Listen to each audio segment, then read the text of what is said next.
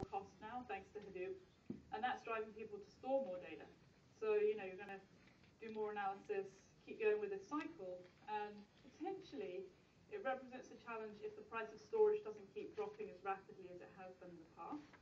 But for now, companies are making hay with this technology and benefiting from the cheap storage, benefiting from the ability to do analytics on that data, and get more granular in the kind of analysis and the speed at which you can analyze that information. So that trend is still solid, and we'll see what happens with the price of storage over the next few years. But it's good for now.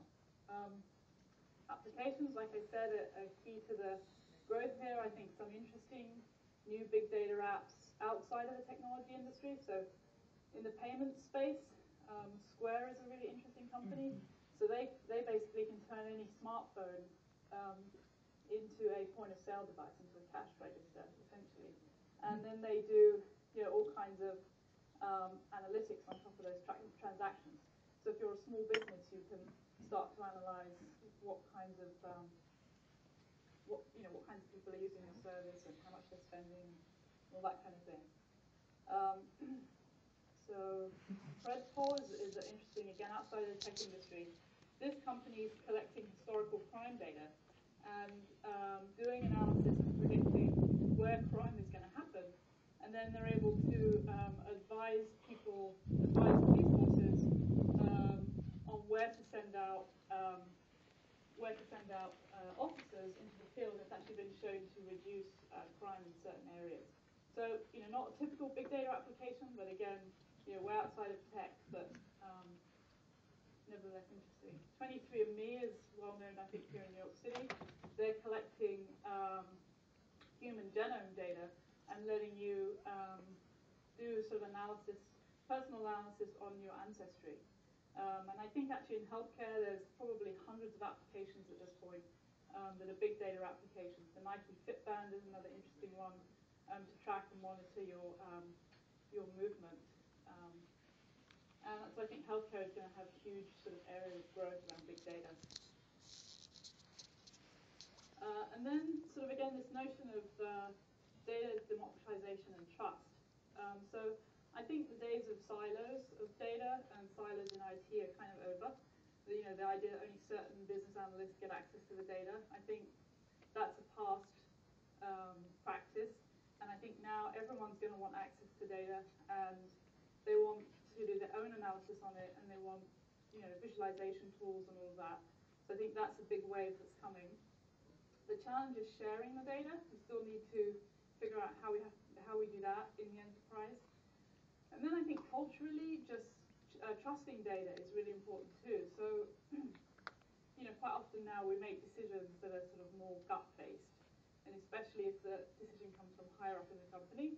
The CEO decides we're going to move in a certain direction, and it's kind of on a hunch, and the data might be even contrary to that. So I think trusting data is going to be a big deal over the coming years, and as human beings, we're sort of not geared up for that. We tend to override the GPS system in the car if we think we know the faster route, and then you have to turn the GPS on again. So I think just trusting data is going to be a big deal going forward.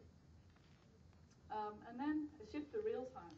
So we heard a little bit about Impala, but I think more and more we're going to want to interact with data in at least near real-time capability. And Impala from Cloudera lets you do interactive queries on Hadoop datasets. Mapr has a project as well. And there's various kind of moves in the industry towards pushing the Hadoop platform towards more of a real-time system. So it'll be interesting to see how close it can get to an analytic database, but it's certainly moving in that direction. Questions to consider if you're in the investment world. I think the infrastructure space is kind of done. I think there's a tremendous number of companies in the Hadoop platform space, both smaller companies and the giants now have all piled into Hadoop platforms. So I think you look for the sort of emerging subcategories. The cloud-based services are interesting. what's the new angle on Hadoop and what haven't we seen yet in the Hadoop ecosystem. I think the security piece of it is going to become increasingly important too. And then if you're a customer, are there existing big data apps that you could use instead of building a custom thing internally? So, Splunk obviously lets you do operational intelligence on your IT data. But what other applications are already out there, big data apps that you can use instead of spending all these resources internally?